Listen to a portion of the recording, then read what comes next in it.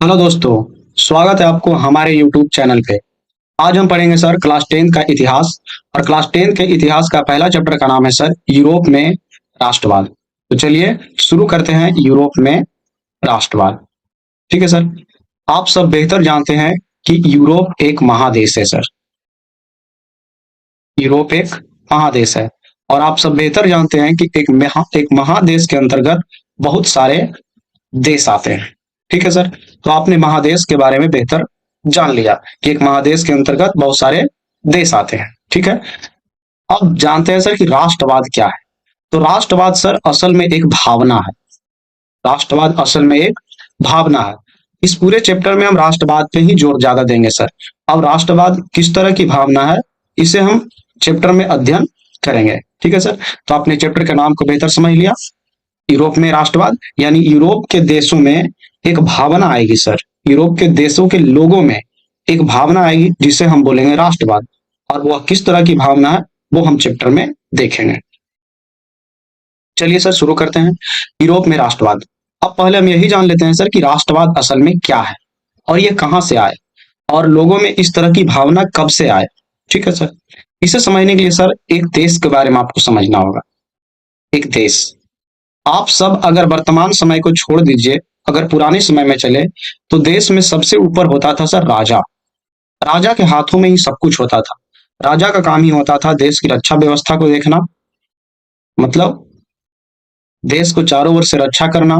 इस बात का भी ध्यान रखना कि देश में कहीं बेरोजगारी ना आ जाए। ठीक है। और इस बात का भी ध्यान रखना कि देश में कहीं भूखमरी ना आ जाए। ठीक है। और राजा का इस बात का भी ध्यान रखना था सर कि देश में शांति बनाए रखे।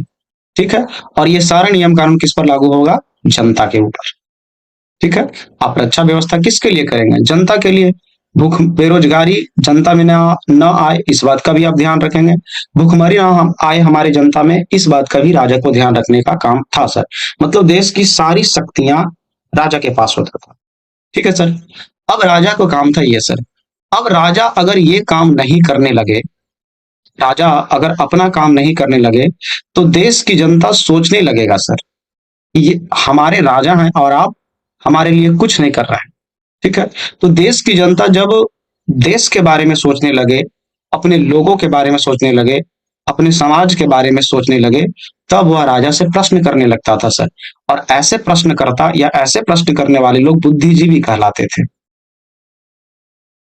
बुद्धिजीवी, जो लोग या जनता में से वैसे लोग जो राजा से प्रश्न पूछने का हौसला रखते थे सर, वे बुद्धिजीवी लोग होते थे। अब जनता में ऐसे ही बुद्धिजीवी लोग राजा से प्रश्न करने लगे। क्या करने लगे भाई? कि आप हमारे राजा हैं तो हमारी रक्षा व्यवस्था, देश में बेरोजगारी ना आए, भूखमरी ना आए, आपस में लोग लड़े झगड़े नहीं, मतलब शांति बनाए रखे, इस बात का आप ध्यान नहीं दे रहे हैं। ठीक है सर। जब राजा अपना काम ठीक से नहीं कर रहा है तो आप क्या देख पा रहे हैं यहाँ कि जनता राजा की राजनीति में आ गया सर। मतलब लोग राजा के अनुसार सोचने लगे कि आपको ये काम है, हमें बतलाना पड़ रहा। ठीक है। तो आपने क्या देखा? जनता यानी बुद्धिजीवी जनता राजा की राजनीति में आ रहा। और राजा के राजनीति में आने का मतलब यह हुआ कि वो जनता अब देश के बारे में सोच रहा। ठीक है। और जब जनता अपने देश के बारे में सोचने लगे, अपने समाज के हित के बारे में सोचने लगे, अपनी संस्कृति के हित के बारे में सोचने लगे, तब आप समझ लीजिएगा सर, वो जनता अब हो गया है राष्ट्रवादी। क्योंकि उसके अंदर अपने देश के प्रति भावना आ गई है, अपने समाज के प्रति एकता की भावना आ गई है, अपने संस्कृति के प्रति एकता की भावना आ गई। ठीक है। तो आपने क्या देखा सर कि राजनीति में जब आम जनता प्रवेश की, वहीं से सर राष्ट्रवाद आया है। तो आपसे अगर पूछेगा राष्ट्रवाद कहां से आया, तो आम जनता जब राजनीति के बारे में जानने लगा तब उसमें एक भावना आई, वो थी राष्ट्रवादी भावना। यानी राष्ट्रवादी भावना राजनीतिक जागृति का प्रतिफल है सर। ठीक है। तो आपने क्या देखा? राष्ट्रवाद में लोग किसके बारे में सोचते हैं? देश के बारे में। और किसके बारे में सोचते हैं? अपनी संस्कृति के बारे में। और किसके बारे में सोचते हैं सर? अपने समाज के बारे में।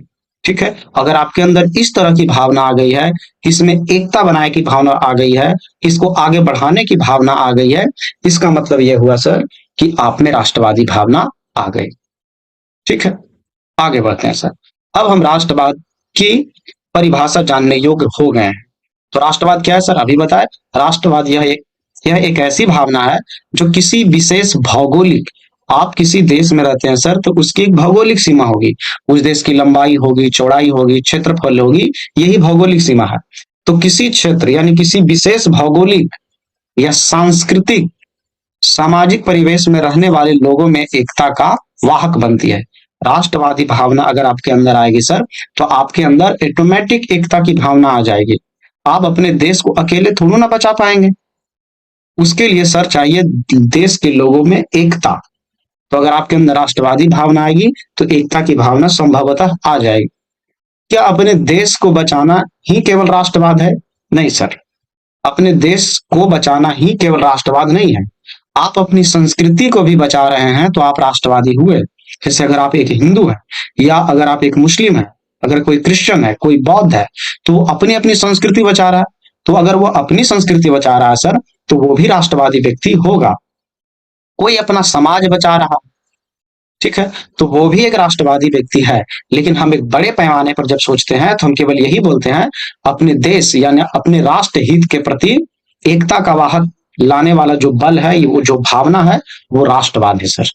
ठीक है, तो आपने बेहतर जान लिया कि राष्ट्रवाद असल में क्या है। आप यही परिभाषा बिल्कुल बोलेंगे सर, यह एक ऐसी भावना है जो किसी विशेष भौगोलिक, सांस्कृतिक या सामाजिक परिवेश में रहने वाले लोगों में एकता का वाहक बनती है।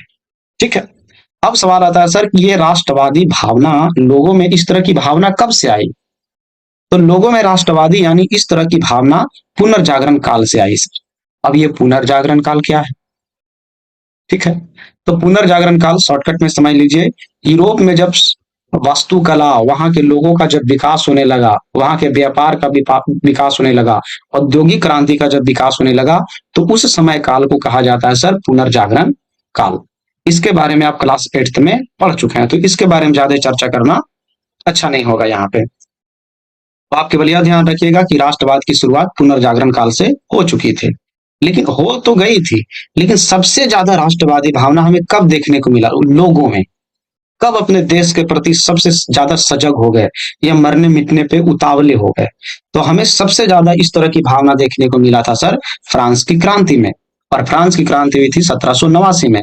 अगर क्लास 9th में फ्रांस की क्रांति अगर आप बेहतर ढंग से पढ़े होंगे, तो वहां पर आप सर बुर्बो राजवंश के बारे में पढ़े होंगे। वहां एक राजा के बारे में पढ़े होंगे सर, लुई 16वां, जो काफी निरंकुश और प्रतिक्रियावादी राजा था। इसकी पत्नी थी सर मैरी एंटोइनेट। एंटोइनेट, ठीक है सर। और मैरी एंटोइनेट काफी खर्चीली थी और अपने राज्यपाट को लुई 16वां भी ठीक ठीक नहीं चला रहा था। तब फ्रांस की जनता ने राजा को उखाड़ फेंक, जो 1789 में फ्रांस की क्रांति से नाम से जाना गया सर। तो आपने क्या देखा कि राष्ट्र की जनता या देश की जनता एक राजा को हटाने में सक्षम रहे। किस भावना से? राष्ट्रवादी भावना से। क्योंकि उसके अंदर एक भावना आ गई कि हमें अपने देश को बचाना है, हमें अपनी संस्कृति को बचाना है। तब वे लुई 16वां और मैरी एंटोइनेट को भी जलोटिन यानी फांसी पे लटका दिया गया।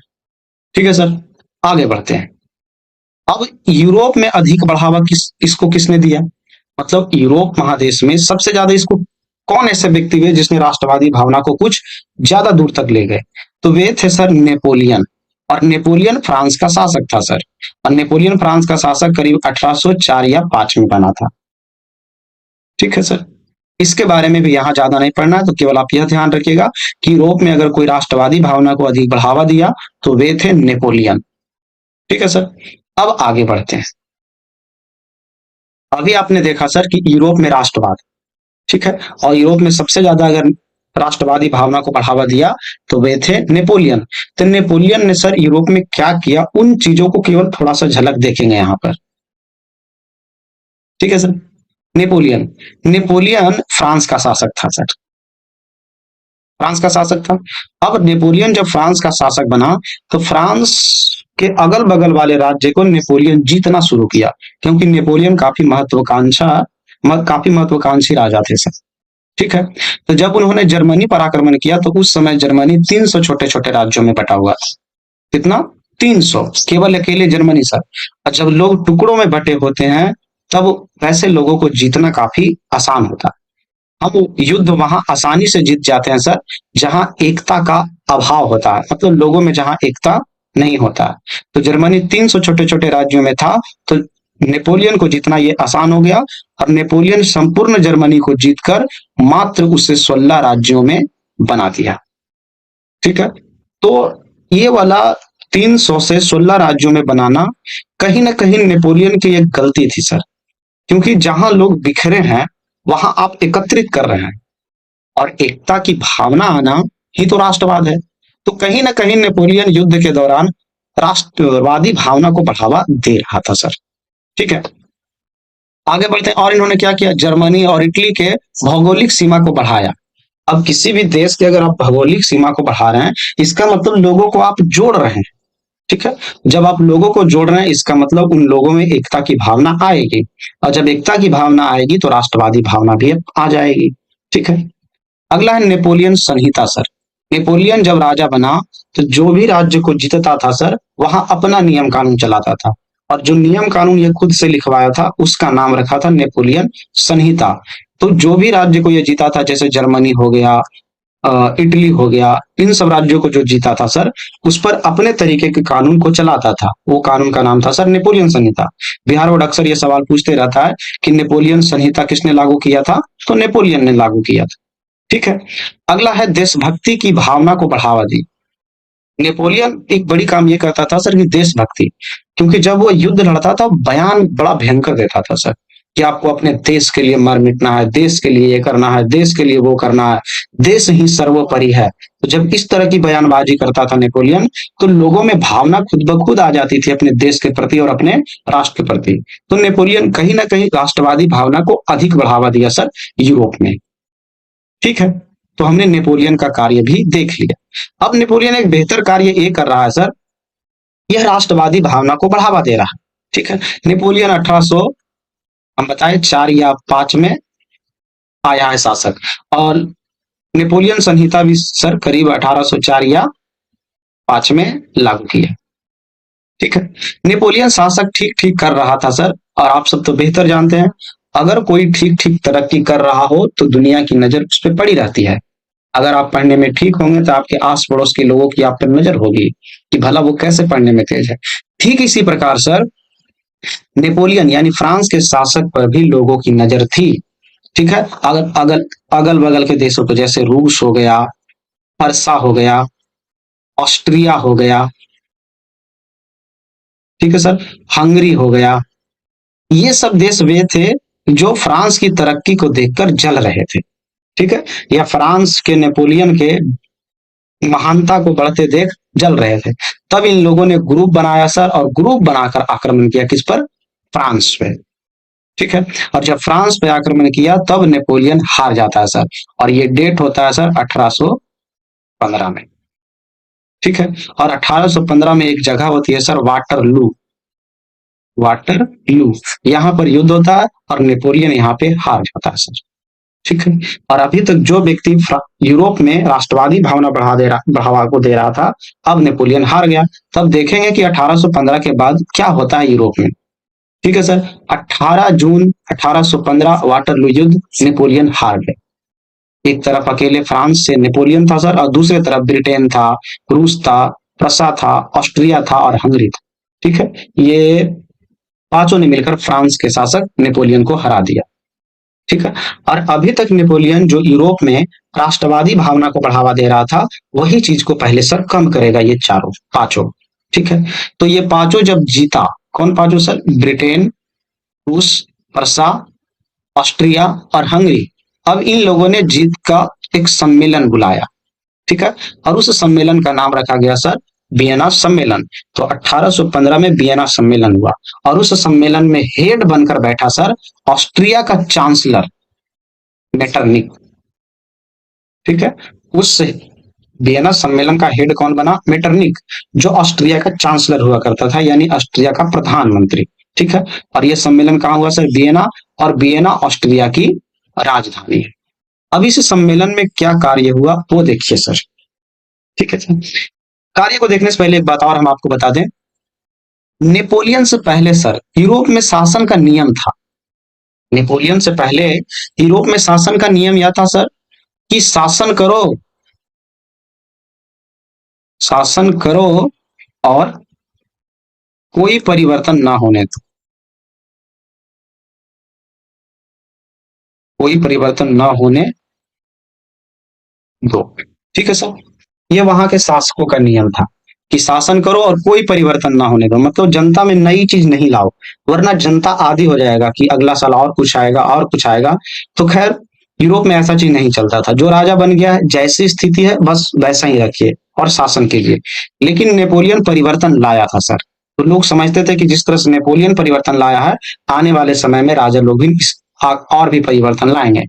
तो सबसे पहला काम वियना सम्मेलन में यह हुआ कि इस चीज को बंद कर दिया गया सर, इस चीज को फिर से लागू कर दिया गया, शासन करो और कोई परिवर्तन न होने दो, इस चीज को फिर से ला दिया गया। नेपोलियन इसे हटा दिया था सर। ठीक है, और क्या कार्य हुआ वो देखते हैं। इटली को कई टुकड़ों में बांट दिया गया और मेटरनिक अपना प्रभाव जमाए रखा। ठीक है, इटली को इसलिए टुकड़ों में बांट दिया ताकि ऑस्ट्रिया उस पर आसानी से प्रभाव जमा सके। ऑस्ट्रिया का शासक कौन है सर? मेटरनिक। वो सिसिली, नेपल्स, ये सब दे दिया गया सर बुर्बो राजवंश के सम्राट फर्डिनेंड को। और सिसिली और नेपल्स ये दोनों के दोनों इटली का ही क्षेत्र है सर। टुकड़ों में बांटकर आप देख पा रहे हैं किसे दे दिया गया? फर्डिनेंड को, जो बुर्बो राजवंश से है, जबकि बुर्बो राजवंश 1789 में समाप्त हो चुका है सर। अब ये फिर से आ गए कहां सर? सिसिली और नेपल्स में। और ये दोनों क्षेत्र किसका है? इटली का है। लोमार्डी और वेनेसिया पे ऑस्ट्रिया का प्रभाव रहा, ये भी दो क्षेत्र किसका है सर? ये भी दो क्षेत्र इटली का है। पर्मा, मॉडेन, टक्सनी प्रांत, ये सब मिला सर हैब्सबर्ग को। ठीक है, हैब्सबर्ग एक राजा का ही अभिन्न अंग था सर, या अमीर लोग था हैब्सबर्ग, उन्हें दे दिया गया। जर्मनी, अभी हम आपको बताए थे जब नेपोलियन जर्मनी पर आक्रमण किया था सर, तो 300 से 16 राज्यों में एकीकृत किया था। लेकिन मेटरनिक ने क्या किया? इसे 39 राज्यों का एक संघ में बांट दिया। क्यों बांट दिया? ताकि ऑस्ट्रिया अधिकार जमाए रखे। ठीक है, और फ्रांस में नेपोलियन ने जो नई नई व्यवस्था लाई थी, उन सब चीजों को हटा दिया गया सर, और फ्रांस में पुनः पुरातन व्यवस्था ला दी गई। ठीक है, आगे बढ़ते हैं सर। ये हो गया वियना सम्मेलन। वियना सम्मेलन के आप ध्यान रखेंगे मेजबानी कौन कर रहा था? मेटरनिक। कहाँ हुआ? ऑस्ट्रिया में। नहीं, कहाँ हुआ सर? ऑस्ट्रिया की राजधानी वियना में। ठीक है, क्या कार्य हुआ आप देख लीजिएगा। आगे बढ़ते हैं सर। यहाँ पर एक बार बार जिक्र हो रहा था सर मेटरनिक का, हम आपको अभी बताए मेटरनिक ऑस्ट्रिया का चांसलर था। चांसलर मतलब सर शासक, राजा। घोर प्रतिक्रियावादी, प्रतिक्रियावादी मतलब ये अपना निर्णय खुद से लेता था सर। ऐसा नहीं कोई भी आकर इसको कुछ सलाह दे उसको तुरंत प्रतिक्रिया दे देता था कि नहीं ऐसा हम नहीं करेंगे आपके कहने पर। तो ऐसे व्यक्ति को प्रतिक्रियावादी बोला जाता। पुरातन व्यवस्था का समर्थक, ये वही पुरातन व्यवस्था है सर, शासन करो और कोई परिवर्तन नहीं होने दो। ठीक है, अगला क्या? यूरोप में मेटरनिक का बात सर करीब 1815 से लेकर 1848 तक चलेगा। और इस समय काल में केवल और केवल एक व्यक्ति का बात चलेगा, वो है मेटरनिक। इसलिए 1815 से लेकर 1848 तक के समय काल को यूरोप में कहा गया सर मेटरनिक युग। ठीक है सर, तो आपने मेटरनिक तक की कहानी को बेहतर सुना और समझा सर। इसे आप रिपीट करेंगे, आप बेहतर समझ जाएंगे। ठीक है सर, अब मिलते हैं आपको अगले वीडियो लेक्चर में, तब तक के लिए जय हिंद।